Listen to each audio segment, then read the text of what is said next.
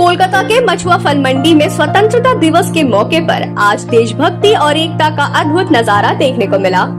Mithilanchal welfare society की ओर से आयोजित झंडोत्तोलन कार्यक्रम में तिरंगा शान से लहराया गया। 39 नंबर वार्ड के टीएमसी के जनरल सेक्रेटरी और सोसाइटी के चेयरमैन हाजी बरकत अली के नेतृत्व में हुआ ये आयोजन देशभक्ति के रंगों से सराबोर रहा।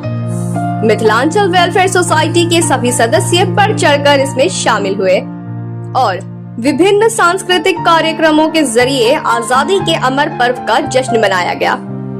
कार्यक्रम के दौरान हाजी बरकत अली और अन्य अतिथियों ने देशवासियों को स्वतंत्रता दिवस की शुभकामनाएं दी और हमारे वीर जवानों की शहादत को सलाम किया। उन्होंने कहा, आज जो आजादी हमारे पास है वे हमारे जवानों की कुर्बानियों का नतीजा है और हमें इसे सहेजना होगा। गौरतलब है कि हाजी बरकत अली समाज सेवा में हमेशा अग्रणी रहे हैं। गरीबों की सेवा करना, जरूरतमंदों की मदद करना और शिक्षा व स्वास्थ्य के क्षेत्र में लगातार योगदान देना उनकी प्राथमिकता रही है। मछुआ फल मंडी में आज का ये आयोजन सिर्फ तिरंगे का सम्मान ही नहीं बल्कि उस भावना का उत्सव था जिसमें हमें स्वतंत्र और गर्वित हिंदुस्तानी बनाया है। मैं यौम आज़ादी के मौके पे तमाम देशवासियों को मुबारकबाद पेश करता हूं। आज हम लोग के मिथिलांचल वेलफेयर सोसाइटी की तरफ से हर साल की तरह इस साल भी झंडा फहराया गया है और काफ़ी तादाद में हमारे मेंबर यहाँ पे जुटे हैं। तकरीबन मिथिलांचल वेलफेयर सोसाइटी के 1070 मेंबर है। हम उम्मीद करते हैं कि सारे लोग यहाँ पे तशरीफ थे। 2-4-10 लोग को छोड़ के बाकी सारे लोग यहाँ पे मौजूद थे। बिहार में जो SIR हुआ है उसमें 65 लाख लोगों को वोटर लिस्ट से निकाल दिया गया है। कल सुप्रीम कोर्ट में सुनवाई हुई थी। जज ने कहा है कि 65 लाख लोगों का आप लिस्ट जारी करें ताकि लोग वहाँ पे अपने आप को देखें कि किस कारण की वजह से हमको निकाला गया है।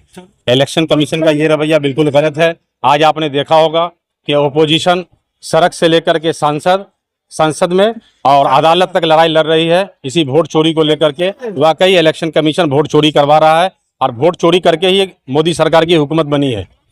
जाहिर सी बात है, हम उम्मीद करते हैं कि बिहार में जिस तरह से इलेक्शन कमीशन विफल रही है, आइंदे किसी भी स्टेट में करावे तो सही से करावे। जो वोटर हैं यहाँ के, जो सही वोटर हैं, उनका नाम बिल्कुल आना चाहिए, उनका नाम वोटर लिस्ट से बिल्कुल नहीं कटना चाहिए। जहाँ भी करावे सही तरीके से करावे। और बिहार में जो हुआ है हम उम्मीद करते हैं कि इससे इलेक्शन कमीशन सीख लेगी।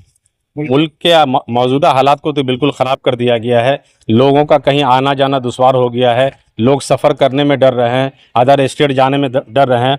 आपने कुछ दिन पहले देखा होगा हरियाणा के गुड़गांव में बंगला ज़ुबान बोलने वाले वेस्ट बंगाल के लोगों के ऊपर जिसका जुल्म ज़ाती वहाँ की पुलिसों ने की है। थाना ले जाकर के उन लोगों को बेतहाशा मारा गया है और कहा गया है कि तुम लोग बांग्लादेशी हो, यहाँ से भागो।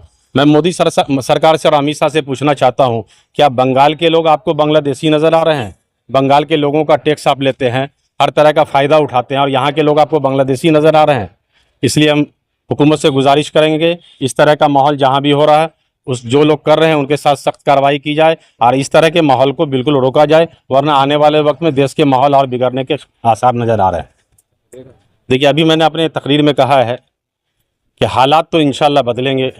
जब दिल बदल सकता है, जज्बात बदल सकता है, इस मुल्क के फ़िक्र ख्याल बदल सकते हैं, दौरे मौजूद के दिन रात बदल सकते हैं, हम बदल जाएं तो हालात बदल सकते हैं। आज जिस तरह से ओपोजिशन एकजुट हुए हैं, आने वाले वक्त में इंशाल्लाह उम्मीद करते हैं कि बिल्कुल हालात बदलेंगे और सरकार भी बदलेगी इंशाल्लाह और माहौल भी हिंदुस्तान के बेहतर होंगे। Thank you. देश का माहौल कभी ख़राब रहा नहीं है, ख़राब किया गया है हमेशा। अभी जो वो काम कर रहे हैं, हिंदू मुसलमान को लड़ाने का काम कर रहे हैं। अभी बहुत सारे जगह पे इलेक्शन होने वाला है और जब भी इलेक्शन का कोई मामलात रहा है तो बीजेपी सरकार इस तरह का मामलात हमेशा किया है और हिंदू मुसलमान को लड़ाने का काम किया है।